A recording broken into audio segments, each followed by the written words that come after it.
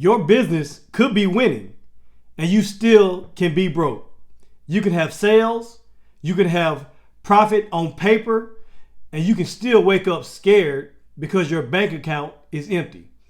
In the next few minutes, I'm going to show you the simple cash flow switch that most business owners miss.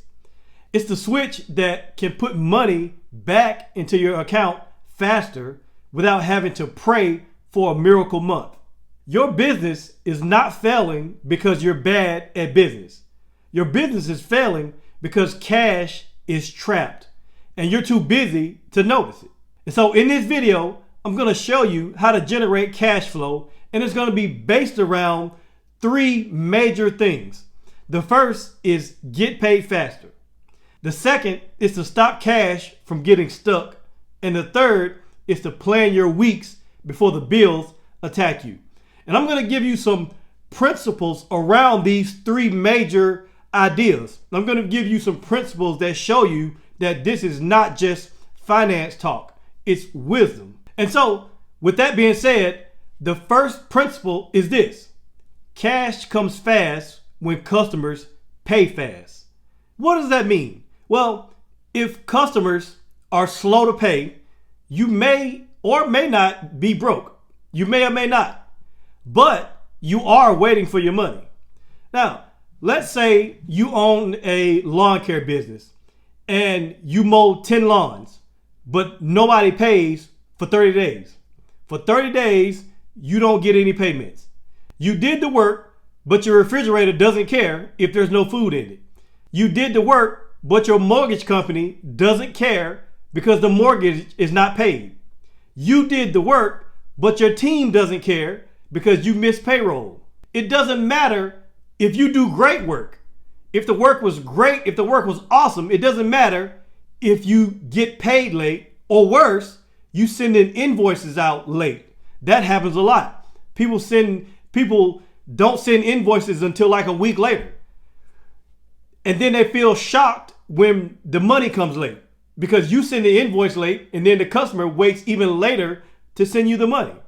Now, there's nothing wrong with the work that you've done. You've probably done awesome work. The work was not wrong, but the system that you have is wrong. And so the lesson is simple. Send the invoice the same day. The same day that you do the work, the invoice should follow within an hour. Send the invoice. Here's another thing you can do. Make paying easy with a payment link. Something they can click right now and pay. They can tap to pay. They can pay right now on the phone. Like, let's just say if you have a service-based business and you send someone out to to do a job at someone's house, home service, make them pay right then on the phone or on some type of device. Pay right then with using a payment link. It's as simple as that. I also remind people, let them know before a payment's due. Let them know that we're gonna collect payment today. Let them know that. And if you need to pull cash forward, another idea that you can do is you can offer an option where if they pay fast, they get rewarded for paying fast. They get some type of incentive for paying early. Or better yet, that you can require a deposit. That is the easiest way to do it. If you do a service, require a deposit before the service begins, and then the rest of the money after you provide the service. Because you want to be able to collect cash as fast as possible. Fast invoicing and easy payments removes the friction. And early pay discounts can speed up collections when you use them wisely. You have to use this option wisely, but you can collect. And what I mean by when I'm saying discounts, now I don't recommend discounts, but you can do it as a way to speed up cash. You can say if they pay early, then you give some type of discount, allowing them to, if they pay early.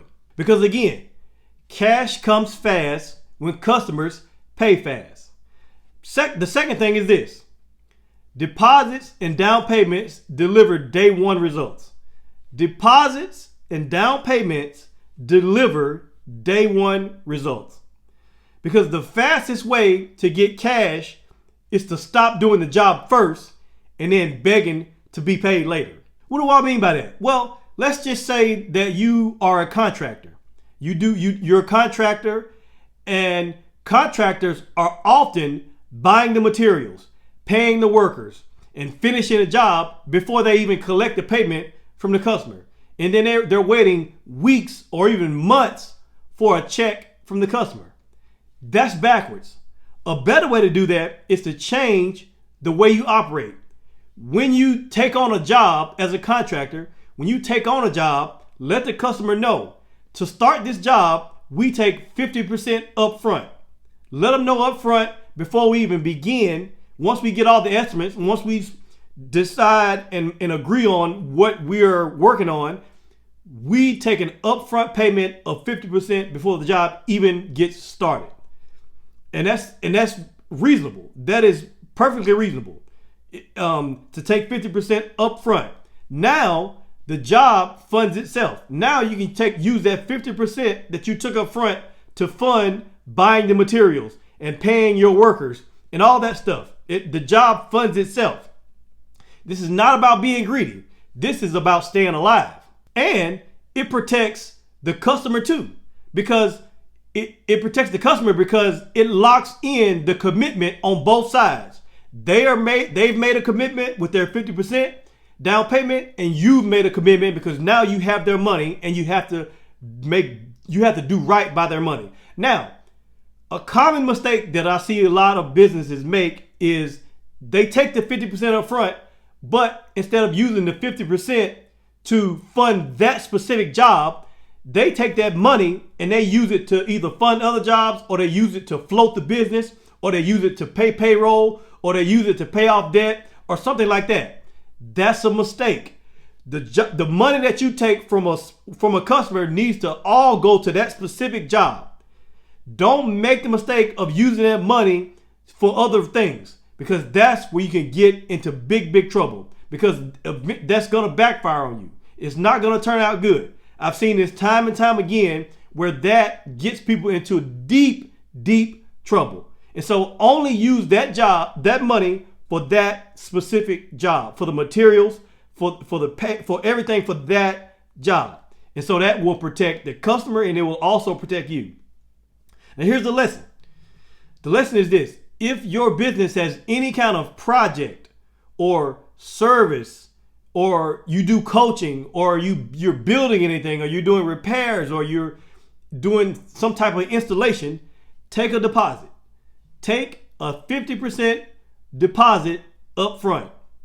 Another thing you can do is you can also take milestone payments, or monthly payments, or milestone payments. Milestone payments are like, once we get to this certain spot, you owe a payment of XYZ. Milestone payments. And so, because what this will do is it will allow you to pull cash forward. So cash arrives before your stress arrives. Because the guidance here is simple. The guidance here is to take partial payments up front as a way to speed up incoming cash. All right, so that's that. The next thing is this: margins matter more than more sales. Margins matter more than more sales. More sales can make you broke. What? More sales can make you broke? What does that mean? I know it sounds crazy, but it's real. More sales can make you more broke. If you sell something, let's just say if you sell something for $100, but it costs you $95 in labor, in tools, in time to deliver that, then you're working hard for $5 profit. And if you do that 100 times, you feel busy, but you still can't breathe because of no margin. You have little to no margin. You're making $5 on every $100. You have little to no margin. And I've seen businesses give discounts so that they can get cash, and it backfires. And that's why you have to be very careful with discounts, because you don't want to discount and take away all your margins. Because if something is costing you $95 to make it or to deliver this service, and you're only charging $100, you're only making $5 profit. You have no margin whatsoever.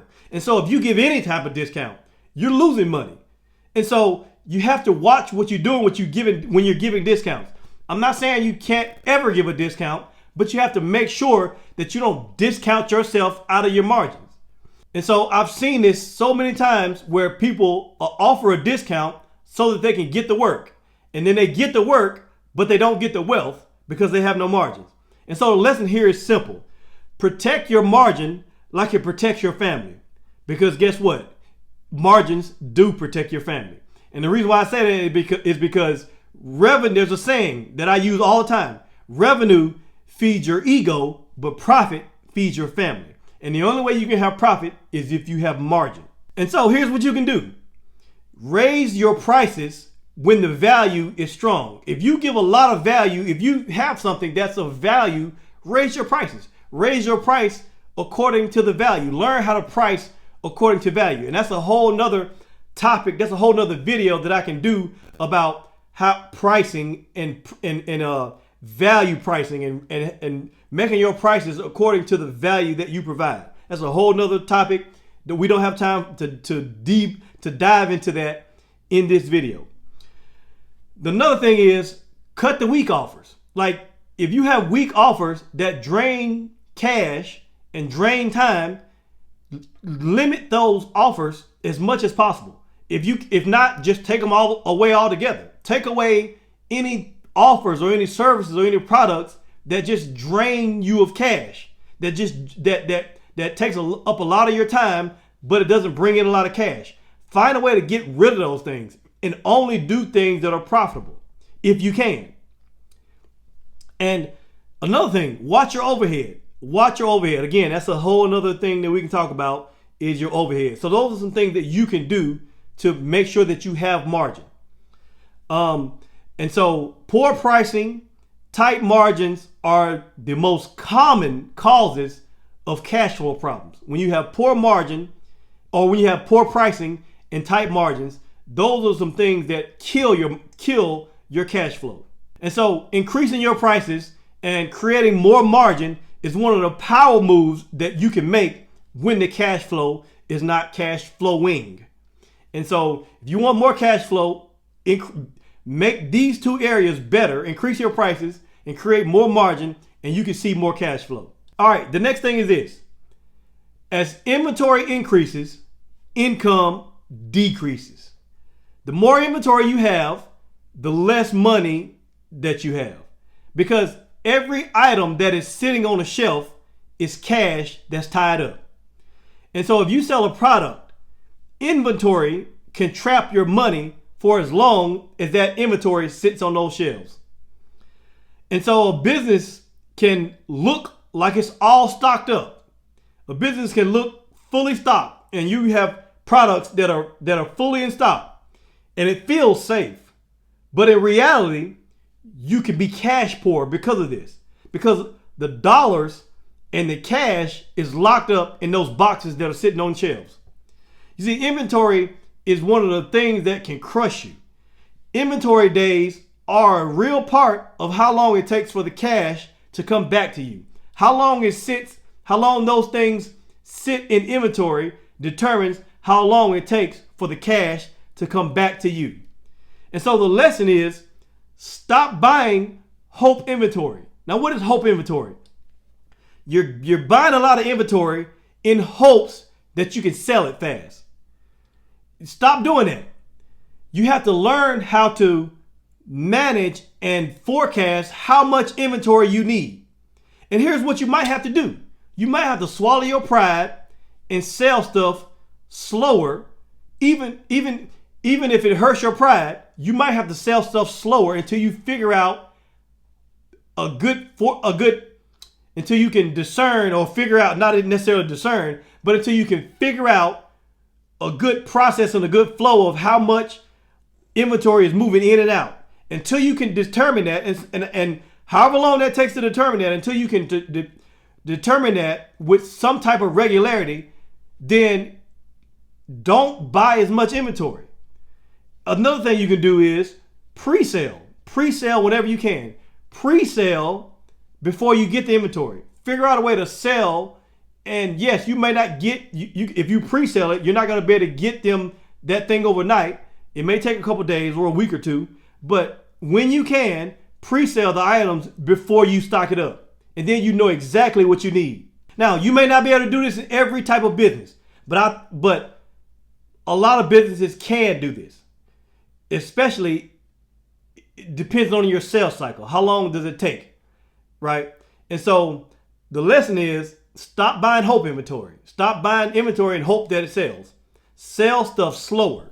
Sell it slower. Because when you decrease how long inventory sits up, you free up your cash. You free up your cash because cash is no longer stuck in stuff. Now, that leads to the next point. The next point is this. Forecast first, then fund it. What does that mean? If you don't look ahead, the bills will jump you in the dark. You see, many owners only look at the bank balance for today. That's like driving and looking in the rearview mirror the whole time. The better move is a simple cash forecast. That's where you look at what cash is expected to come in, what must go out, and when. When is all this going to happen?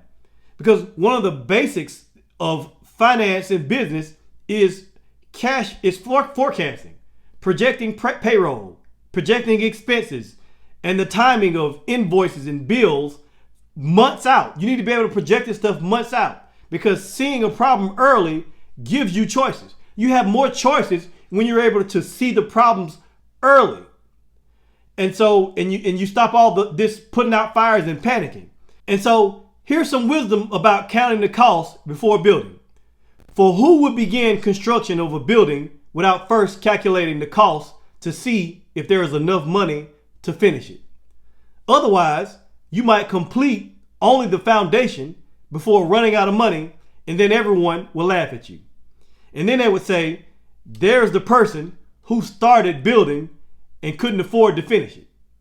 Or, what king will go to war against another king without first sitting down with his counselors to discuss whether his army of 10,000 could defeat an army of 20,000 soldiers that are marching against him? And so that's the wisdom around this. That's budgeting. That's forecasting.